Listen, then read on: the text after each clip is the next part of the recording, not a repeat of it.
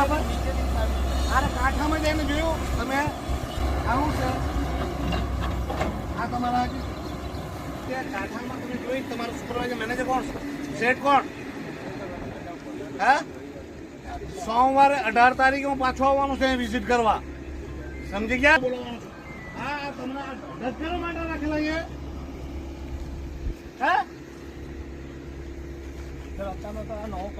પેલું પહેલે આ દિવાલ પહેલે ત્યાંથી ગંદવાડ आज समझी गया ये तो अभी वो वॉल चाहिए ये वॉल नहीं चलेगी मशीन चालू का है अरे लाइफ टाइम मशीन તમે બંધ नहीं सर ये रनिंग है रनिंग खावा गेलेगा ये मशीन रनिंग है का मशीन चालू છે તમારું नहीं जाम लागे अरे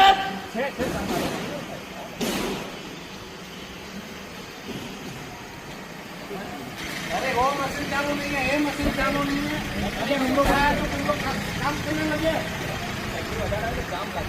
जाम लग जाता है ये वो मशीन तो खुला पड़ा हुआ है भाई साहब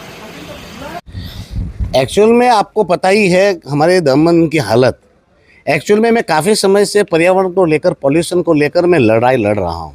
वैसे में आपको पता ही है वापी के केमिकल प्लांट और हमारे यहाँ के कुछ फार्मेसी के जो प्लांट हैं उनके चलते हमारी दमन गंगा नदी आज जहरीली नदी बन चुकी है। और मैंने बार बार ये प्रश्न पार्लियामेंट में भी उठाया है और वहाँ यहाँ के विभाग को भी उठाया है। अभी मैं 2 दिन से मैं देख रहा था दमन के जो हमारा नदी के किनारे जो समुद्र में हमने बीचेस बनाया वहाँ पर भी ये जो प्लास्टिक का वो गंध है वो वहाँ पर ढेर मारे हुए अंदर आ रहे हैं। और वो मैंने जब पता किया तो ये पता करते करते मैं जब यहाँ तक पहुँचा तो मुझे पता चला कि वापी के जो डंप साइड है जो महानगर पालिका वापी के द्वारा यहाँ पर वेस्टेज कचरा गंद लाके इकट्ठा होती है उनके कचरा है। और हमने देखा कि वो एक पूरी की पूरी वॉल एक तरफ से टूट गई है और उसके चलते बारिश हुई इतनी धोधमार कि वो बारिश में वो सारी गंद यहाँ से हमारे नदी में और नदी से हमारे दमन के समुद्र में और दमन के किनारों पे जमा हो रही है।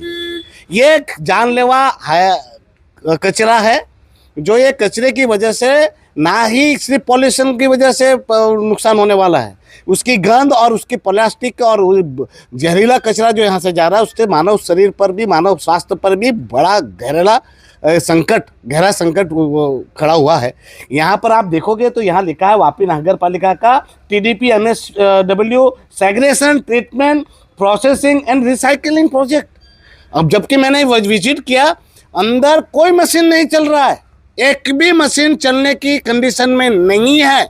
जब हमने पूछा तो 12:30 बजे मैं अंदर एंट्री किया होगा तो बोल रहे हैं कि लंच में गए लोग। लंच में गए कहाँ गए?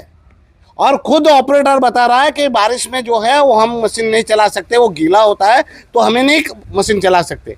और आप खुद देखोगे तो यहाँ पर वापी का पूरा डंप साइट पर पूरा ढेर नहीं डूंगर बनता जा रहा है। इनका काम क्या है? इनका काम ही तो ये है कि इसको जीरो में आपको तब्दील करना है, डंप नहीं होने देना है। अंदर भी मशीन के पास पूरा ढेर लगा हुआ था तो मैं जैसे एंटर किया, हमने जैसे एंट्री की तो टेम्पो लगा के वो गंद को हटाने की कोशिश कर रहे हैं और बोल रहे हैं कि मशीन जो है वो मेंटेनेंस में है। मेंटेनेंस की स्थिति ये होती है क्या?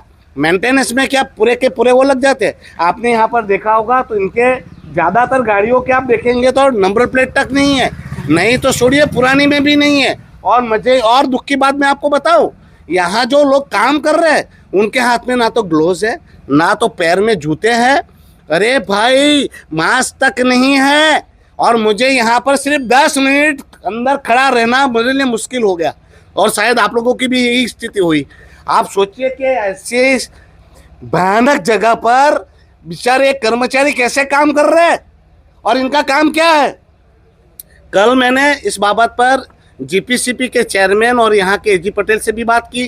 गुजरात के जो चेयरमैन है गुजरात पॉल्यूशन कंट्रोल बोर्ड के, उनसे भी मैंने बात की और उनको मैंने बोला है कि 18 तारीख को, क्योंकि आज तो मैं जा रहा हूँ वापस 18 को आऊँगा, 18 तारीख को साइट विजिट करें इस डंपिंग साइट का, जिसमें पॉल्यूशन कंट्रोल बोर्ड के भी यहाँ के गुजरात के भी हो, वलसाड़ कलेक्टर भी हो, महानगर पालिका का भी हो और दमन के अधिकारियों को भी यहाँ पर बुलाकर ये जो जानलेवा चीज़ें यहाँ से उत्पन्न हो रही है उसका निपटारा चाहिए। मैंने इनको सख्त शब्दों में कहा है कि अभी भी 5 दिन आपके पास है, तुरंत से तुरंत सुधर जाए और ये सारी खामियां दुरुस्त करे, अन्यथा 15 तारीख 18 तारीख के बाद जन आंदोलन होगा और ये ऐसे ही चुप नहीं होगा। और दमन दीव का प्रतिनिधि होने के नाते मेरा परम कर्तव्य है कि दमन दीव के लोगों के हितों की और स्वास्थ्य की, जान की रक्षा करना, उस पर कोई समझौता नहीं किया जाएगा।